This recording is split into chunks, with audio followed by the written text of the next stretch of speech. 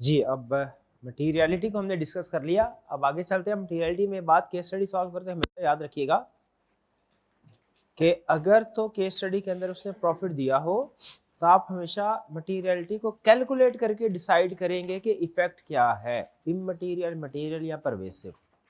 और अगर उसने क्वेश्चन में प्रॉफिट नहीं दिया हुआ तो फिर आप एजम्पशन लेंगे और इफ मटीरियल इफ परवेसिव दो चीजें डिस्कस करेंगे कि इफ इफेक्ट इज मटीरियल तो ये होगा, इफ इफेक्ट इज परवेसिव तो ये होगा। इममटीरियल की बात नहीं लिखनी। ठीक, नेक्स्ट है परवेसिव। परवेसिव का डिक्शनरी मीनिंग होता है फैला हुआ होना। परवेसिव इफेक्ट हम उस इफेक्ट को बोलते हैं जो कि तकरीबन सारी फाइनेंशियल स्टेटमेंट्स पे फैला हुआ, यानी जिसकी वजह से substantial portion of financial statement effect हो रही हो। सब्सटेंशियल मतलब समझे कि मोर देन 50%। अब इसमें भी दो पॉसिबिलिटीज हैं। एक तो ये कि अगर कोई मिस स्टेटमेंट या स्कोप लिमिटेशन, ठीक है, अगर मिस स्टेटमेंट या स्कोप लिमिटेशन का इफेक्ट 50% से ज्यादा, प्रॉफिट के 50% ज्यादा हो तो वो परवेसिव होगा।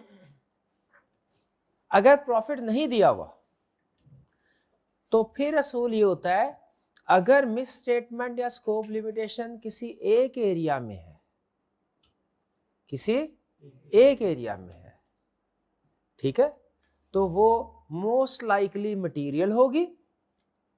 और अगर मिस स्टेटमेंट या स्कोप लिमिटेशन मल्टीपल एरियाज में है तो वो मोस्ट लाइकली परवेसिव होगी। ठीक है, हालांकि एक सिंगल एरिया की मिस स्टेटमेंट भी परवेसिव हो सकती है या सिंगल एरिया की स्कोप लिमिटेशन भी परवेसिव हो सकती है, लेकिन मैंने मोस्ट लाइकली का वर्ड यूज किया। ठीक है, तो आइए जरा परवेसिव की डेफिनेशन को पढ़ते हैं। कहता है pervasive effects on the financial statements are those that in auditor judgement are not confined to specific account या एलिमेंट कर ले of the financial statements. Confined मतलब लिमिटेड, यानी ऐसे मिस स्टेटमेंट या स्कोप लिमिटेशन जिसका इफेक्ट स्पेसिफिक यानी single area पे लिमिटेड ना हो। स्पेसिफिक का मतलब सिंगल। ऐसी मिस स्टेटमेंट या स्कोप लिमिटेशन जिसका इफेक्ट सिंगल एलिमेंट पे ना हो, यानी फिर किस पे हो, मल्टीपल पे।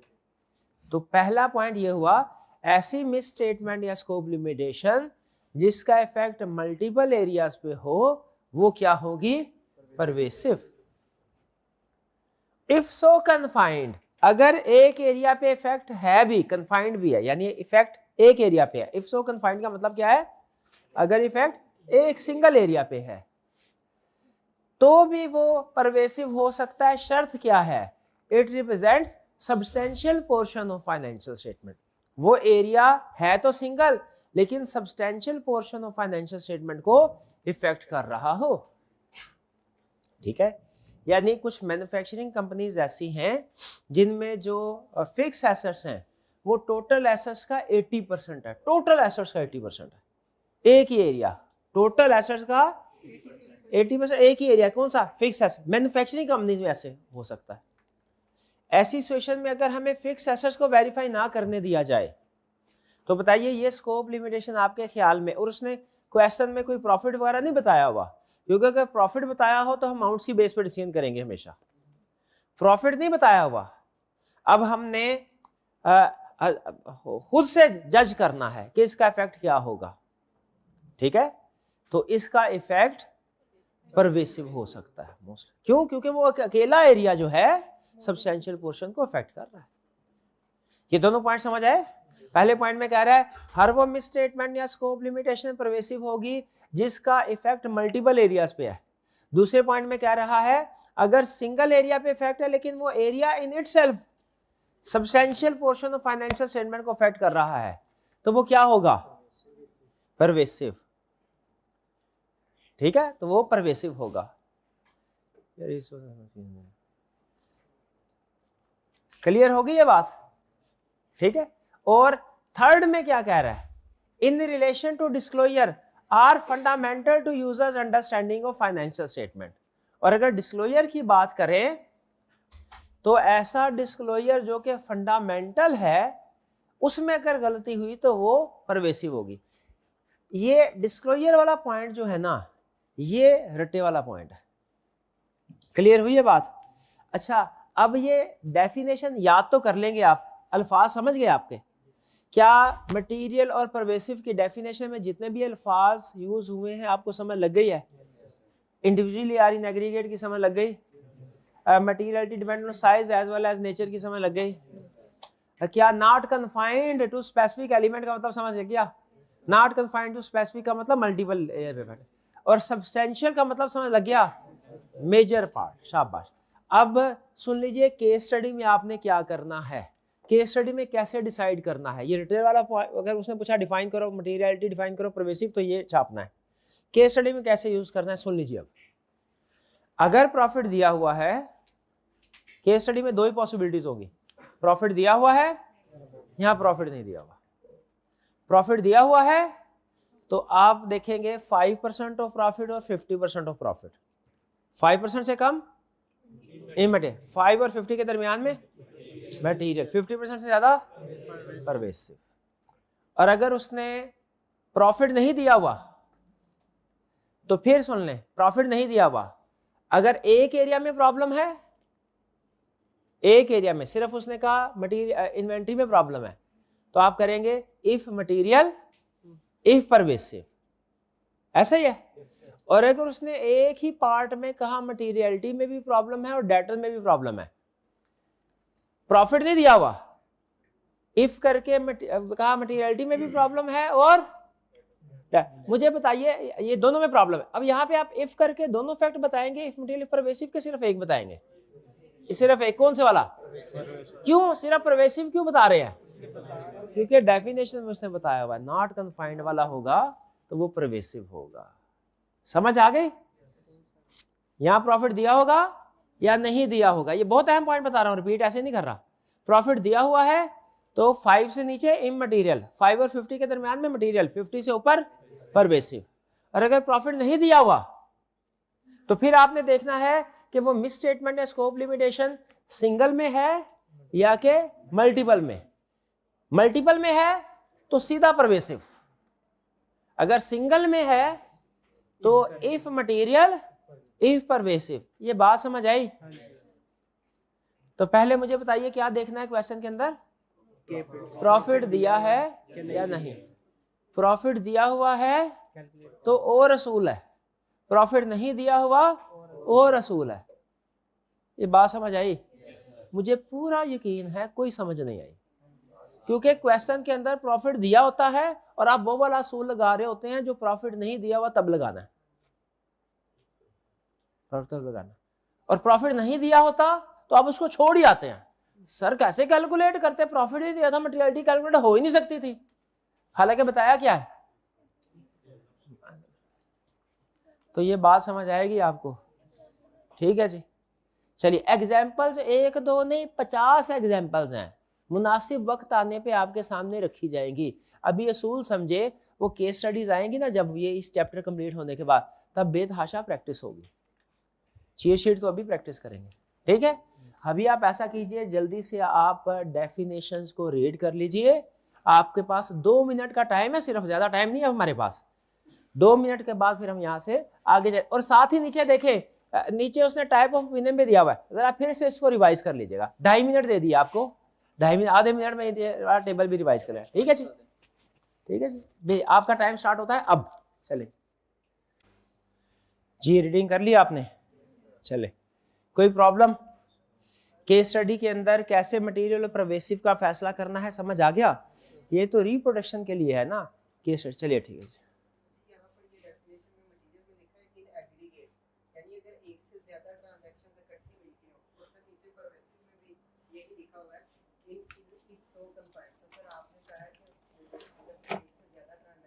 ये केस स्टडी आएगी, आपको एक्सप्लेन कर दूंगा। आगे चलते हैं। अच्छा, अब है हमारा कंसेप्ट ड्राफ्टिंग का। ड्राफ्टिंग का मतलब क्या है?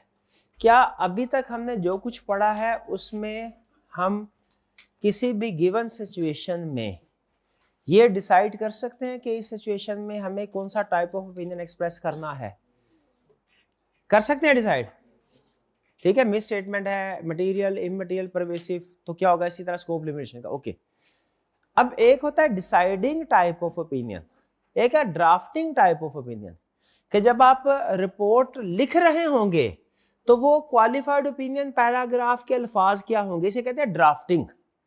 Drafting type of opinion, qualified opinion लिखेंगे उसके अल्फाज क्या होंगे, एडवर्स ओपिनियन लिखेंगे उसके अल्फाज क्या होंगे, डिस्क्लेमर ओपिनियन लिखेंगे उसके अल्फाज क्या होंगे। हल्का सा अंदाज आइडिया मैंने आपको कल ज़बानी कलाम में बता के दे दिया था कि एक्सेप्ट फॉर वाला, do not give to and वगैरह, लेकिन उसको अब प्रॉपर फॉर्मेट के मुताबिक पढ़ते हैं। ठीक है, तो पहली ड्राफ्टिंग एग्जांपल है क्वालिफाइड ओपिनियन की। ठीक है, और ये क्वालिफाइड ओपिनियन किस सिचुएशन में दिया गया, fact inventory is not stated at lower of cost and NRV and effect is material. अगर इन्वेंट्री को लोअर ऑफ कॉस्ट एनआरवी पे रिकॉर्ड नहीं किया गया, क्या ये मिस स्टेटमेंट है? बिल्कुल मिस स्टेटमेंट है। तो इसका मतलब अगर मिस स्टेटमेंट हो, उसका इफेक्ट मटेरियल हो, तो कौन सा ओपिनियन होगा? क्वालिफाइड। अब वो आपको सिखा रहा है कि क्वालिफाइड ओपिनियन को ड्राफ्ट कैसे करना है। ड्राफ्टिंग का मतलब समझ रहे हैं? ओके, अच्छा, आपको पता होगा कि ओपिनियन की सबसे पहले हेडिंग देते हैं, फिर उसके बाद बेसिस और ओपिनियन की हेडिंग आती है। पहली चीज नोट कीजिए कि ऊपर चूंकि क्वालिफाइड ओपिनियन दे रहे हैं तो उसने लिखा क्या है हेडिंग में, क्वालिफाइड ओपिनियन, और नीचे basis for qualified opinion. Clear? पहला तो ये नोट करें कि जब अनमोडिफाइड ओपिनियन था तो सिर्फ ओपिनियन और बेसिस फॉर ओपिनियन था। क्वालिफाइड है तो यहाँ पे क्वालिफाइड ओपिनियन और बेसिस फॉर क्वालिफाइड ओपिनियन। ठीक, पहला पैराग्राफ क्वालिफाइड ओपिनियन में, we have audited the next balance sheet blah blah blah, आगे उसने डॉट्स लिखे हुए। इसका मतलब क्या है? इसका मतलब क्या है? रिप्रोड्यूस एज इन, यानी लर्निंग ऑब्जेक्टिव 1 में आपने देखा था ना एलिमेंट्स के साथ, तो सारे का सारा रिप्रोड्यूस कर दे। एग्जाम में अगर ये क्वेश्चन कहता है आपसे कि ओपिनियन ड्राफ्ट करो, आप एज इट इज नहीं छाप देना, एज ये रिप्रोड्यूस एज इन L1 नहीं लिखना, बल्कि क्या लिखना है उधर आगे पूरी बात लिखनी है। तो ऐसे भी वो आके कहते हैं सर बहुत अच्छा एग्जैक्ट छाप दिया, एग्जैक्ट, हर चीज एग्जैक्ट थोड़ी छापनी होती है। तो यहाँ पे एज इन L1 सिर्फ इसलिए कि आपको दोबारा लाना ही है, समझ, दोबारा याद करना है।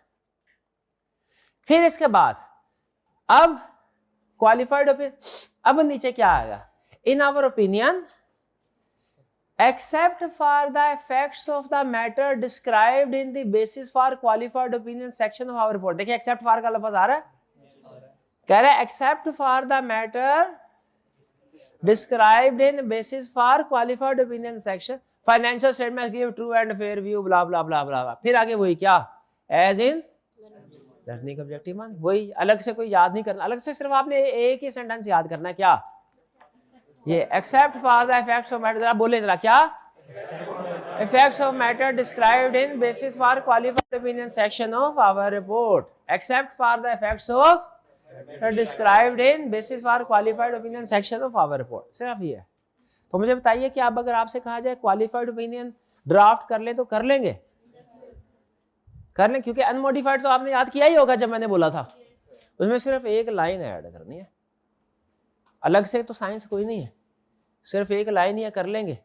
ओके, लेकिन हमारा एक असूल है कि जब कभी क्वालिफाइड ओपिनियन दे तो जिस चीज की वजह से क्वालिफाइड ओपिनियन दिया जा रहा है उसे basis for qualified opinion section में एक्सप्लेन करना है। तो आइए अब जरा basis for qualified opinion section पढ़ते हैं। इसके भी 2 पैराग्राफ है, क्वालिफाइड ओपिनियन के भी 2 पैराग्राफ थे, इसके भी एक तो वही है जो अनमोडिफाइड में भी था, वो कौन सा है जरा बताइए, कौन से वाला पैराग्राफ अनमोडिफाइड में था? नीचे। और कौन सा एडिशनल है? और क्यों एडिशनल है? क्योंकि वो जिस रीजन की वजह से ओपिनियन मॉडिफाई हो रहा है उसको एक्सप्लेन करना है। तो रीजन तो यही है, लेकिन उसको एक्सप्लेन थोड़ा सा जरा फॉर्मल वर्ड्स में कर रहा है। अच्छा, आपके लिए गुड न्यूज ये है कि बेसिस फॉर क्वालिफाइड ओपिनियन का ये वाला जो पैरा है ना, ये वाला, ये जिसमें हम मिस स्टेटमेंट को एक्सप्लेन करते हैं, इसके अल्फाज स्टैंडर्डाइज नहीं है, इसे आप अपने अल्फाज में भी लिख सकते हैं। आपने मिस स्टेटमेंट को डिस्क्राइब करना है। कोई स्टूडेंट बता सकता है कि इसके अल्फाज स्टैंडर्डाइज क्यों नहीं है? हाँ, क्योंकि ये केस टू केस चेंज हो सकता है। हजारों तरह की मिस स्टेटमेंट, हजारों तरह की स्कोप लिमिटेशन हो सकती हैं, तो वो हजारों तरह के फॉर्मेट थोड़ी देंगे। तो इसलिए इसमें और ये हमारे लिए गुड न्यूज़ है, खासतौर पे आपके लिए, आप इसे अपने अल्फाज में लिख सकते हैं। जरा देखिएगा कि क्या उसने उसी मिस स्टेटमेंट को थोड़ा एलेबोरेटिव फॉर्म में लिखा है। Management did not state inventory at the lower of cost and NRV departing from IFRS, यानी आईएफआरएस की वायलेशन है जो, विच इज वायलेशन, ये भी लिख सकते हैं, which is violation of IFRS.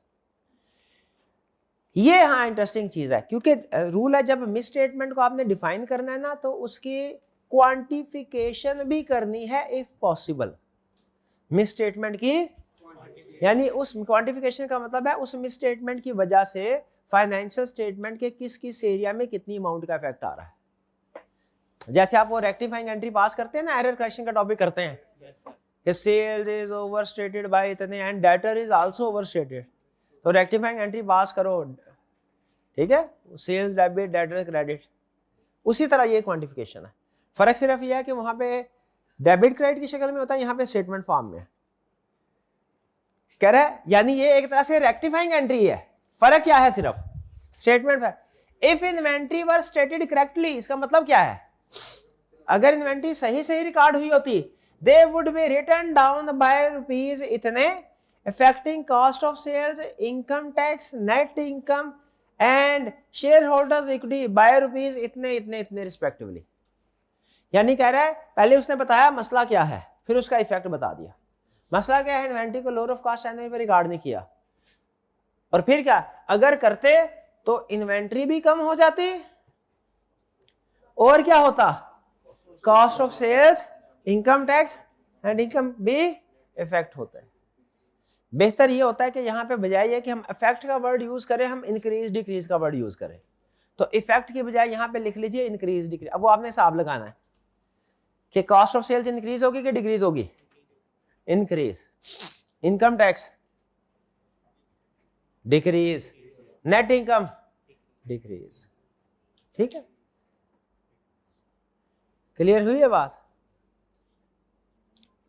आगे चलते हैं। यानी in short basis for qualified opinion में उसने पहले बताया गलती क्या है, फिर उसकी क्वांटिफिकेशन बताई। इस लाइन को क्या बोलते हैं, इफ इन्वेंटरीज वर स्टेटेड से लेके रिस्पेक्टिवली तक, इस लाइन को क्या बताया, क्वांटिफिकेशन। ठीक है, और इस लाइन को, पहली वाली लाइन को पता है क्या बोलते हैं, ये management did not state inventory at the lower, describe nature of miss statement, describe nature of miss statement है, ये नेचर ऑफ मिस स्टेटमेंट है। और ये इफ इन्वेंट्री, ये आगे ये क्या है, quantification. Clear, as it is भी याद कर लें, कोई प्रॉब्लम नहीं है, इंक्रीज डिक्रीज भी ना करें, इंक्रीज डिक्रीज वाला लफ्ज कहते हैं बेहतर है, स्पेसिफिक हो जाता है, वरना सिर्फ इफेक्टिव भी कर ले वो भी ठीक है। भाई क्वालिफाइड ओपिनियन आ गया, अब चलते हैं अब एडवर्स ओपिनियन। कौन सा, एडवर्स ओपिनियन। एडवर्स ओपिनियन में भी देखें, है एडवर्स ओपिनियन है, बेसिस फॉर एडवर्स ओपिनियन तो है ही नहीं, वो क्यों नहीं है, क्योंकि बेसिस फॉर एडवर्स ओपिनियन में मिस स्टेटमेंट, एक चीज मुझे बताएं,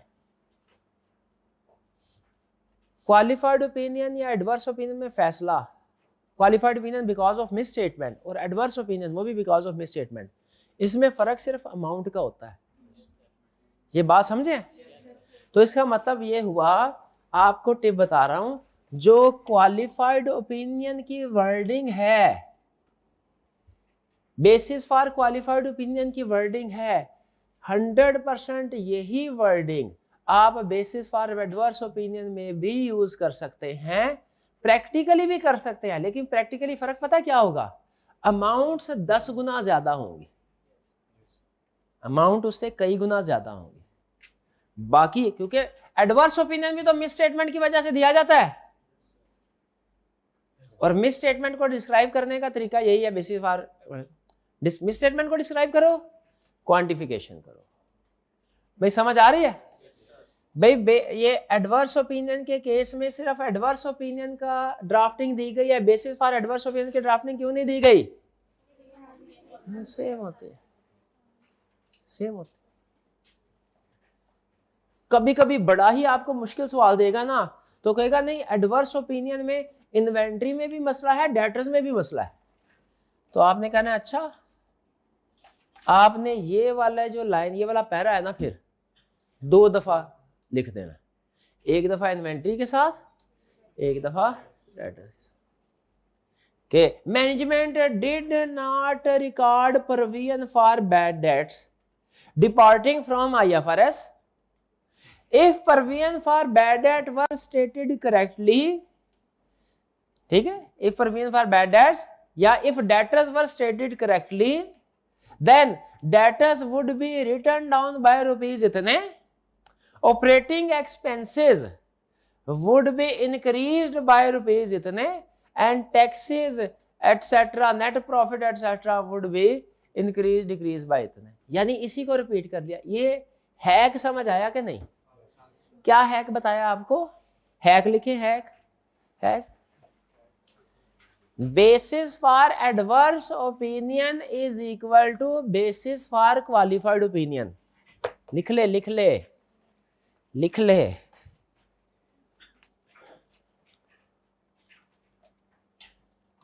basis for adverse opinion is equal to qualified opinion। समझे कि नहीं समझे? सिर्फ क्वालिफाइड, लेकिन डन। आगे चलते हैं। अब क्या सीखना है हमने? अब फिर बेसिस फॉर क्वालिफाइड ओपिनियन सीखेंगे नहीं? अब क्या सीखने जा रहे हैं हम? वो तो सीख लिया है, खत्म हो गया, क्लोज भी कर दें उसमें कुछ। हाँ सॉरी, अब एडवर्स ओपिनियन तो आपको पता ही है क्या? एडवर्स ओपिनियन की वर्डिंग क्या होगी भला? एडवर्स ओपिनियन की वर्डिंग सिखाई थी ना आपको? हाँ जी, बेसिस फॉर एडवर्स ओपिनियन की वर्डिंग पहला तो वही है, व्हाट डिड इट, और फिर आगे क्या लिखा है? रिप्रोड्यूस।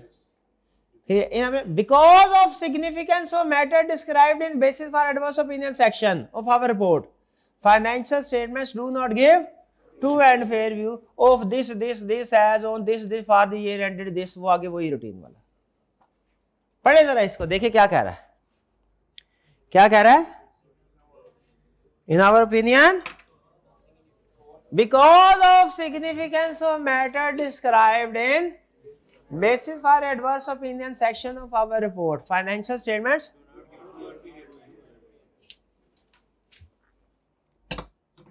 तय है कि मुश्किल? Qualified opinion clear, adverse opinion clear. तो qualified opinion because of misstatement में और एडवर्स ओपिनियन में ये बात आपको पता चल गई कि बेसिस वाला पैराग्राफ सेम है, क्योंकि दोनों में मिस स्टेटमेंट को डिस्क्राइब किया जाता है। ओपिनियन वाले में फर्क है। उसकी वर्डिंग क्या थी? एक्सेप्ट फॉर वाली। इसकी वर्डिंग क्या है? Do not give true and fair view वाले। डन? कि कोई है मसला? आगे अब है क्वालिफाइड ओपिनियन, लेकिन कौन से वाला? Because of scope limitation. ऐसा ही है, 4 ओपिनियन सीखने ना। Qualified because of misstatement, adverse, फिर qualified because of scope limitation और disclaimer. Qualified because of scope limitation में क्या करना है? क्वालिफाइड ओपिनियन की हेडिंग चेक कर ली, 2 पैराग्राफ देख लिए, ये पैराग्राफ रिप्रोड्यूस एज इन एलो, वही ये पैराग्राफ क्वालिफाइड ओपिनियन, वही वर्डिंग जो कि क्वालिफाइड ओपिनियन की होती है। कौन सी? इन आवर ओपिनियन, जो आपने ऑलरेडी याद कर ली होगी।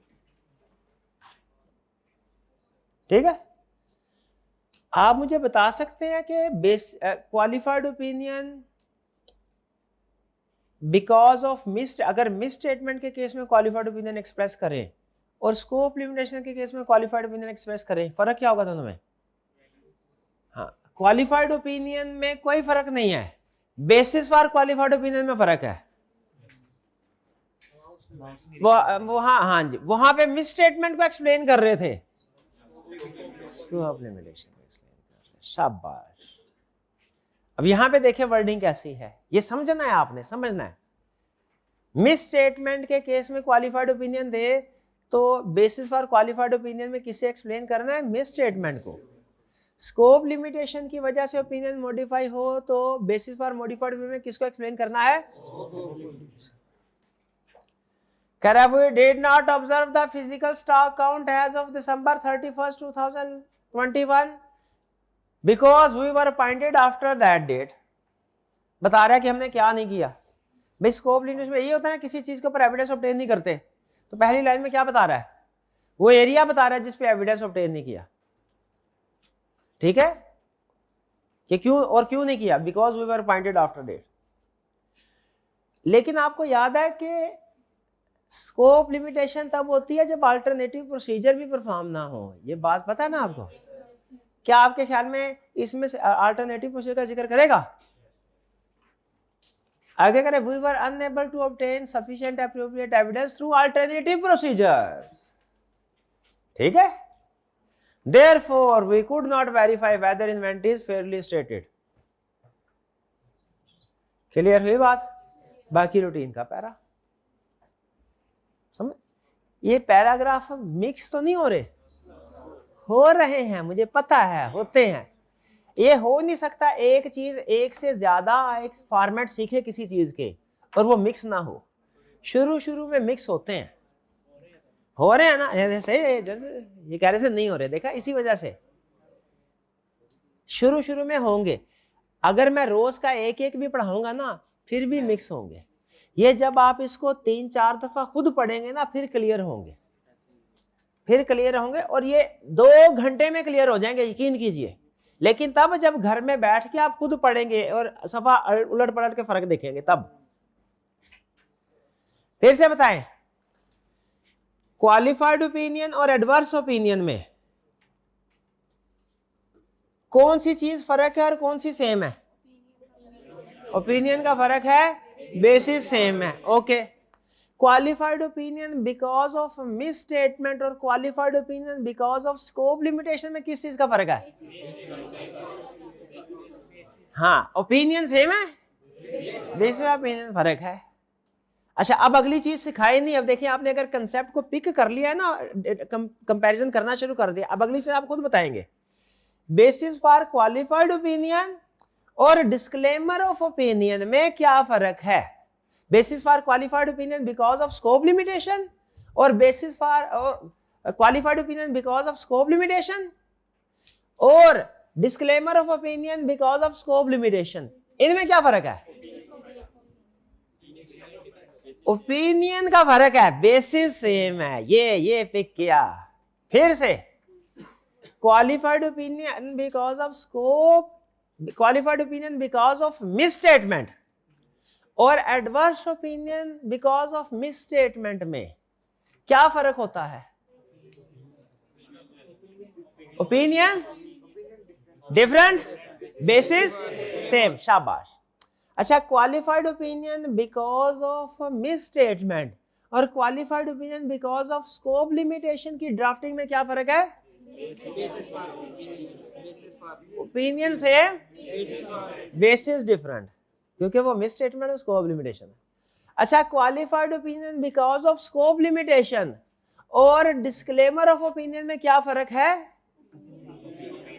ओपिनियन का फर्क है, बेसिस सेम है। क्यों? क्योंकि दोनों स्कोप लिमिटेशन है। नहीं समझ आई? एक था फिर से ड्राफ्टिंग का जो जिन है ना, समझ ले उसको बोतल में बंद कर रहे हैं। अगर ये 3 सवालों के जवाब आपने सही दे दिए, क्या आपको लगता है छोटी छोटी चीजें ये उस्ताद को पता होता है उसके पीछे कितनी रातें खाली हुई है? क्या फर्क है ड्राफ्टिंग में? अब ओपिनियन मैं बता रहा हूं, qualified opinion because of misstatement में और एडवर्स ओपिनियन की ड्राफ्टिंग में क्या फर्क है? ओपिनियन का फर्क है, बेसिस सेम। शाबाश। दूसरा सवाल, qualified opinion because of scope limitation में और डिस्क्लेमर ऑफ ओपिनियन की ड्राफ्टिंग में क्या फर्क है? ओपिनियन का फर्क है, बेसिस सेम है। क्यों? क्योंकि दोनों स्कोप लिमिटेशन है।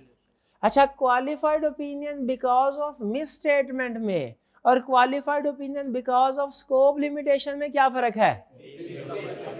हाँ, बेसिस का फर्क है, ओपिनियन सेम है। बेसिस का फर्क क्यों है? क्योंकि एक में मिस स्टेटमेंट है, एक में स्कोप लिमिटेशन है। मिस स्टेटमेंट वाले में क्वांटिफिकेशन की बात करते हैं, स्कोप लिमिटेशन में अल्टरनेटिव प्रोसीजर की बात करते हैं। ये आपने अगर ड्राफ्टिंग के एक्सपर्ट हैं, आप यकीन करें आज ही हो जाएंगे, आज रात तक हो जाएंगे अगर 2-3 घंटे मजीद आपने इस लर्निंग ऑब्जेक्टिव को दे दिए। और ड्राफ्टिंग बहुत मुश्किल समझा जाता है, ठीक है, कुछ नहीं बट ठीक है, खत्म, और कुछ नहीं करना। जो चीट शीट है वो आप खुद कर लेंगे, पक्की बात है। हाँ, कोशिश जरूर करनी है, कोशिश, शाबाश, वरना क्लास में तो हम डिस्कस कर ही लेंगे। और ये देखें, ये अब मैं क्या बताऊं, आप समझ आए, ये चीज ऐसे नहीं बन जाती। क्या बताएं अब आपने फिर इसको इग्नोर करना होता है। टाइम लगाने में, चीज बनाने में दुख नहीं, कदर करने, कदर मेहनत का पता नहीं क्या क्या कर देते हैं आप। पढ़ के आओगे तो फिर मुझे बताया कदर किया है। ये अब मैं ये चेक करूंगा, ये देखते हैं कौन हमारी मेहनत की कदर करता है। पर जब आप नेक्स्ट क्लास में आएंगे मंडे को, तो आपने जो चीट शीट में जो एग्जाम्पल आपने पढ़नी है ना, उसको टिक करना है। तो जिसने सारे टिक किए हुए उसने उस्ताद की मेहनत की कदर की, और जिसने टिक ना किए हुए उसने कदर नहीं की, उसने कदर की बेकदरी कर दी। ठीक है, करेंगे जी? चलिए, कोई क्वेश्चन पूछना चाहते हो पूछ लें। चलिए, आज का लेक्चर यहाँ पे खत्म करते हैं। अल्लाह हाफिज।